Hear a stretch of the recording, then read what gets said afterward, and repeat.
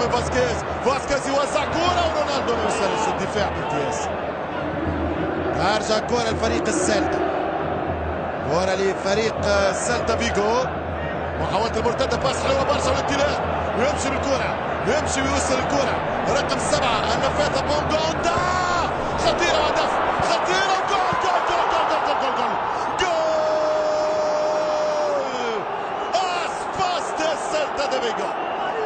64 دقيقة في المباراة، 1-0 السلتا عن طريق ياغو اسباس في أول كرة على المرمى، في أول تسديد على المرمى، يسجل ثاني هدفه في الكوبا وفي الدقيقة 65 يعطي هدف مهم جدا للسلتا.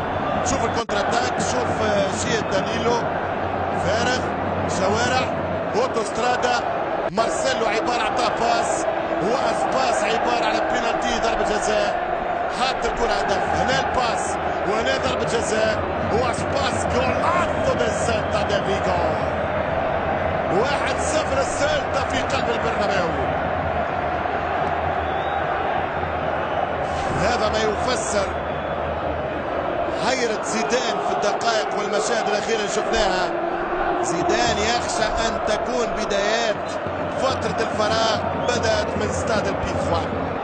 ورا دانيلو يلعب كرة مودريتش توني كروس. هذه الصورة تتكرر مع التغييرات كل ريتم الفريق، التوزيعات والكرة العالية لكل دفاع السلتا.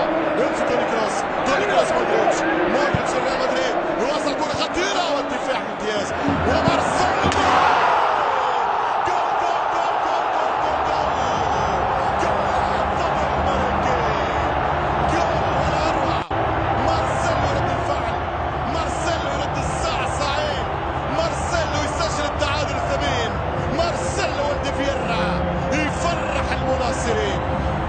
هدف التعادل كما جات.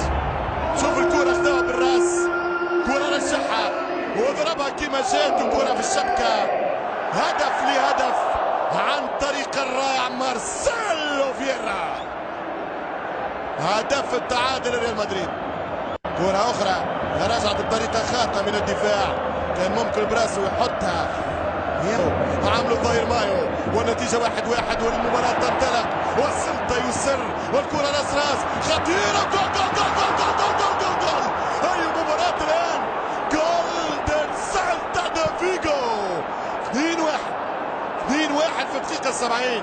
يا فرحة ما دامتش والخسرة ترجع في مدرجات استاد البرنابيو. أي خطأ ودفاع ضايع.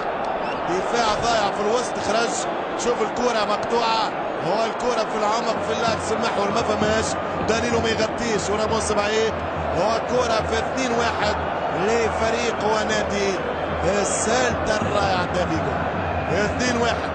2-1 للسلتا دي فيجو. 2 سلتا 1 ريال مدريد. مباراة تنطلق في الدقائق الأخيرة تصبح مثيرة.